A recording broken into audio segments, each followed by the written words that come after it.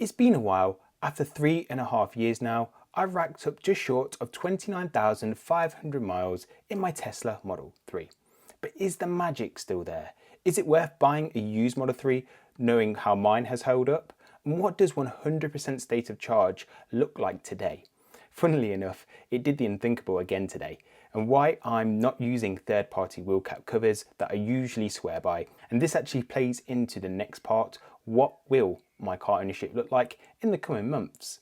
So to give you all a very quick background of what this Tesla is, if you haven't been following my channel, this here is the Tesla Model 3 rear-wheel drive, and mine was made in Fremont, USA, and it cost £40,490 to buy back in late 2020, and it came with a rated range of 263 miles.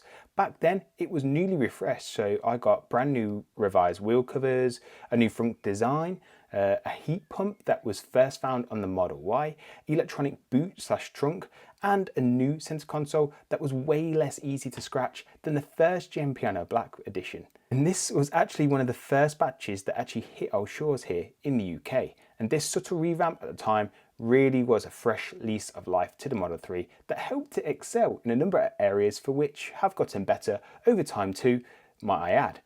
For example, the new heat pump helps eliminate range loss in wintry conditions, and then a bunch of free software updates then unlocked further enhancements into this very area, and it was noticeable too. But long story short, the Model 3 SR Plus, or now known as just the Tesla Model 3 rear-wheel drive, was revolutionary at its time, and that's what caught my eye, as it really was different to alternative cars on the market at the time, and that's compared against petrol and EV cars at that time. Plus, I knew with this car, for the very first time for me, it would be even better in the years to come, thanks to software updates, not something you see in your typical car, hence what attracts me in the first place. So after 1, 2, 3 years time of software updates, I did not expect it to be where it is today, but more on that later. But looking at what a new Model 3 would get you today, in today's market, the same car is even cheaper to buy at £39,990, and it's even cheaper in the US. Plus, it pumps out 81 miles more at 344 miles WLTP with the standard area covered. So there's been a lot of hardware advancements in as little as 3.5 years. It's not just on the range, but on the interior too, and more. But moving back to the topic of the video, I want to review my 42 months of ownership and what that has been like over 3.5 years. How has my car held up over that time? And that does include range limitations too. And did I make the right choice at the time? Is it worth considering a used car at a similar age to mine? Future Tesla Model 3 maintenance concerns, and what does my car ownership look like in the coming months? So this is primarily, but not exclusively, a Tesla Model 3 review from an ownership perspective, and I'll also touch on a few related topics in the process that may be of relevance and interest. So without further ado, let's get into this bad boy. If you haven't done so already, please do give me a cheeky like and subscribe if you haven't already. Firstly, heading straight into the Tesla Model 3 review. This was going to be our sole family car, no other cars in the household, so we needed to have a high level of utility from this vehicle, and that included being reliable in wintry conditions. This was also my first rear-wheel driven car that happened to have insane torque too. It offers 0-60 speeds of 5.3 seconds, which is almost 3 times quicker than my very first car, which I can only associate it as a diesel tractor disguised as a French car. So it's fair to say, with the general consensus of rear-wheel drive cars being almost useless in heavy rain, surface water, wintry conditions, etc., it's fair to say in sunny old Britain, where it rains 95% of the time, I was either about to make the worst financial decision of my life, or one that would change the outlook of future cars for me. Thankfully, from the very first day, the car's handling felt absolutely ace. One of the many hidden gems with this car, and even on the base rear-wheel drive variant, is the traction control.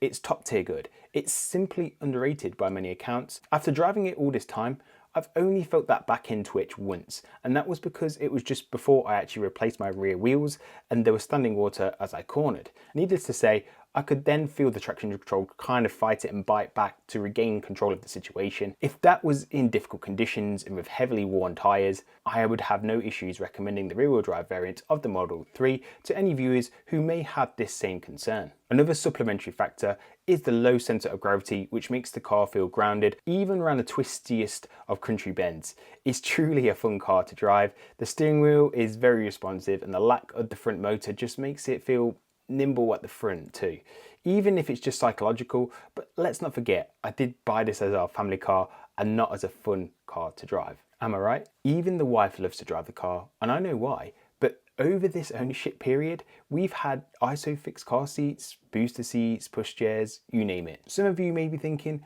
why didn't you just buy a Model Y? Well, that wasn't actually available in the UK at the time, and I did a whole video on that topic if you actually stuck between, a rock and a hard place between those two models today. A notification will pop up on the screen if you're interested in that video. But even without a hatchback boot, we never struggled with a pushchair or with the car seats.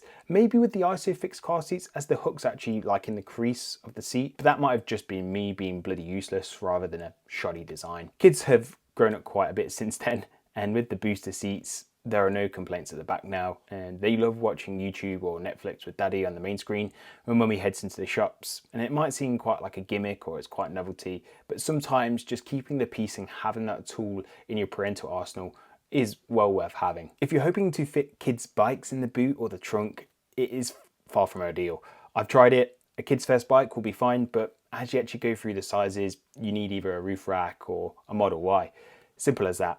That said, I've hauled fold-up scooters and suitcases with little issues. Storage of this car is great, even incorporating the front as a separate contained area, primarily for isolating something maybe smelly, or even if it needs to be like a waterproof contained area. It's absolutely found its uses over the years. So as a family car, this has actually grown with us. And at times I do wish it was a little bit bigger to accommodate the bikes, but there are alternative solutions that I just haven't bothered to install, and that's really just on me. Range-wise, I'll cover that in the video later, but long story short, our usage is 94% satisfied by home charging. That remaining 6% is needed during the summer months when it might not rain for a change and we actually decide to go on a family adventure. But in a nutshell, even being electric in 2021, it has never held us back from going to a destination. The Tesla navigation does all the hard work. We've never been stranded thanks to destination charging or the supercharger network.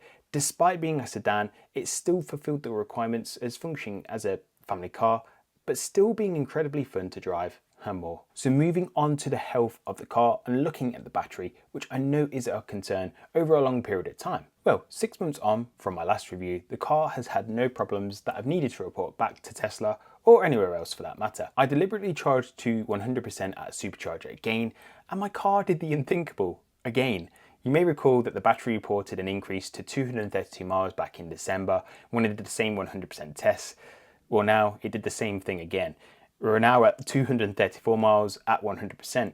Remembering that the actual real-world range may be more or less depending on driving factors such as terrain, weather, and all sorts really. But with all things static, apart from a few software updates since, this represents an increase. We also have to consider that my battery pack is actually a high-dense version, similar to those seen in the long-range and performance Model 3s today.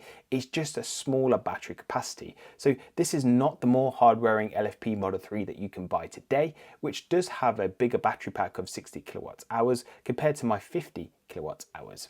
EPA wise, its range was rated at around 263 miles at purchase, and if you're wondering why I'm quoting EPA miles rather than WLTP, and it's because the miles remaining on the screen actually does work on a US cycle system to begin with, no matter where you are in the world. The furthest that I do tend to road trip is the north of England, which is around 180 miles from where I am. Once or twice a year, I stop at a supercharger on the way there until 100%, and then 5 or 10 minutes on the way back too.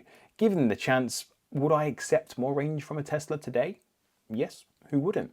But crucially, my usable quoted range on the computer has barely changed, and neither has my longest road tripping requirements. So additional range wouldn't necessarily make my car journeys any more convenient, but it may save a few extra minutes charging. But that's literally it. If you've seen me talk about this before, think about the real world life simulation exercise that I actually show you in my rear-wheel drive versus long range comparison videos. This is exactly the same, but actually in full play with real life data. I'll mark up the video on the screen so you can see what I mean if you haven't seen that video. So moving back to the original buying decision, did I make the right decision without trying to regurgitate many of the points already made? This has functioned as a sole family car and never once has owning this electric vehicle held me back. And if I'm being critical about one thing that has probably held me back, it's probably just related to the growing family side. As the kids get older, their car seats move to boosters, which is handy, but the bikes, they get bigger and bigger. And as a sedan, it just can't take that. Yes, I mentioned before, the roof rack was a potential solution for this, but I can't help but feel a Model Y would probably have been more ideal at the time if it was available.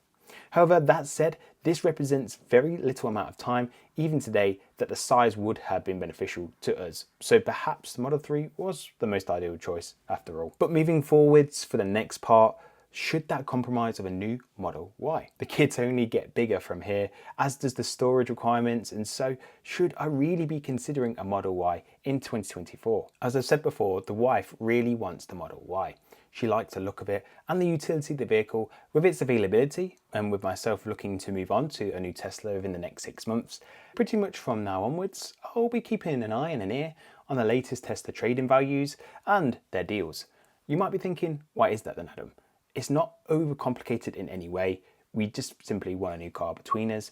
There's been quite a lot of technological advancements over the past 3 years for Teslas, not just on the software, but primarily on the hardware side here. Like even if we did go for a Model Y, and I'm not saying that we can have a bigger, chunkier car and it still be more efficient and get more range with a better charging performance. So that ticks a lot of boxes, plus the monthly repayments look like they could be even lower than I pay today for my Model 3. So the desire to move on to something new will deliver some of the hardware advancements that we've missed over the years, but also be cheaper. Like there is a real incentive to change here, and I see no reason not to take it. But whether we'll end up with a new Model 3 or a Model Y will be an interesting topic for sure. Personally, I do actually prefer the Model 3, and the wife really wants the Model Y. And I discussed this for the very first time in depth in a video around 5 or 6 months ago, and I actually plan to do a sequel to that very video as we head into our buying window now. This is also why I have removed my third-party wheel covers and replaced them with the original OEM covers. This is simply just to be in readiness of a good trade-in value and just to take advantage of that whenever that happens. So whilst I 100% miss the look of the wheel covers, mainly because it hides all the nasty curb rash that we've had, with the OEM aero covers on, I'm ready just to go and trade in wherever. It's actually pretty exciting. Final point before we head into the conclusion of the video, we have to touch basis on future maintenance and concerns. Not going to lie, it really isn't an interesting segment of the video because to date, the only meaningful maintenance that we've done was to buy new rear tyres 6 months ago. Otherwise, the car is fighting fit. I did crack my screen protector even more, but that's just the protector only. So otherwise, as you would expect, the car has seen much love and attention. The kids have spilt stuff on the seats and had stuff sticking to it, to my horror, but nothing like a wet cloth hasn't been able to erase. I don't expect the need to undertake any further maintenance for now, apart from screen wash. But seriously, is that even considered maintenance? It's literally tipping a bottle, and I pretty much do something similar too on a Friday night, if you know what I mean. Is this then considered self-healing if it's maintenance? Who knows? But if I was keeping the vehicle, the front tyres are probably ready to be replaced in 6 months' time. Otherwise, the 12-volt battery hasn't had any issues. Brakes seem to be in good shape too. The only thing you may have noticed is the curb rash mentioned earlier. You may have never noticed how bad it actually was, as the covers were doing such a good job of hiding it. Therefore, I'll be investing in some new wheel covers for sure when I actually get my hands on some new wheels myself, so that's actually a given. This time though, I can be actually proactive on the protection side rather than reactive, which is pretty cool. So to summarize and conclude my Tesla Model 3 review, if you're interested in buying and owning a Tesla Model 3, whether that be new or used, don't hesitate. It lives up to the hype. The costs to run this thing is like chicken feed. It doesn't let you down. It's smart. It gets better with software updates. These cars really are the future model of what cars should be in the future. It has performed better than intended from performance to utility and has been fully reliable. I don't really have anything bad to say about it, other than the alloys are hella easy to scuff, but other than that design and with the addition of third-party wheel covers like this, it becomes a non-issue. Otherwise, I've been fully convinced by my Tesla ownership, and I think if you do buy one, new or used, I'm confident that you will actually get the very same impression that I did too. It's likely that I will do a final review in the coming months when our time actually does sadly come to an end, and that will include the ongoing costs to date, as these are currently logged up to 36 months at the moment, so I'll just plug that gap for when it actually finishes. Otherwise, well, that's it from me this week. I have that dedicated video on discussing my next Tesla coming over the next couple of weeks, for which, if you enjoyed this video, it will be right up your street for sure. So don't forget to subscribe, like the video, or share it with any friends or family that may find it beneficial. Otherwise, thanks for tuning in, and I'll see you in the next one. Ciao.